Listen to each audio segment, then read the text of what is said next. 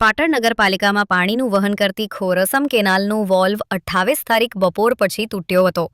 પરંતુ આ નગરપાલિકાની અણઆવડત અને બેદરકારીને કારણે આખું ખાન સરોવર, જે સિદ્ધી સરોવર કહેવાય છે, એ ખાલીખમ હતું, જેના કારણે પાટણની પ્રજાને 5 દિવસ સ્ટોરેજનું પાણી મળી રહેવું જોઈએ, એના બદલામાં જે દિવસે વોલ્વ તૂટ્યો ત્યારથી પાટણની પ્રજાને પાણી મળતું બંધ થઈ ગયું છે।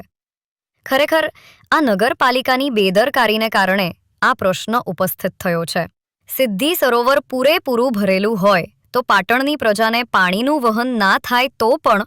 5 દિવસ સુધી પાણી ચાલી રહે તેટલો સ્ટોરેજ રહે છે, તેમ છતાં નગરપાલિકાની બેદરકારીના કારણે આજે પાટણની પ્રજાને 2 દિવસથી પાણી વગર ટળવળવું પડી રહ્યું છે અને તેની સંપૂર્ણ જવાબદારી પાટણ નગરપાલિકા બને છે।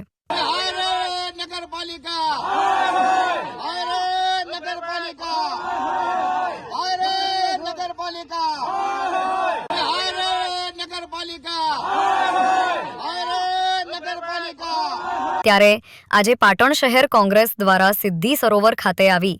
પાટણ નગરપાલિકાનું બેસણું કરવામાં આવી અનોખો વિરોધ પ્રદર્શન કરવામાં આવ્યું હોવાનું જણાવી પાટણ નગરપાલિકાના સત્તાધીશો અને વહીવટકર્તાઓની બેદરકારીને જગાડવાનો પ્રયત્ન કરવામાં આવ્યો હોવાનું પાટણ શહેર કોંગ્રેસ પ્રમુખ દીપક પટેલે જણાવ્યું હતું। તો આ ખોરસમ પાસેની પાઇપલાઇનનું મેન વોલ્વ 1-2 દિવસમાં રિપેર થઈ ગયા પછી શહેરીજનોને રાબેતા મુજબ પાણી આપવામાં આવવાનું જણાવ્યું હતું।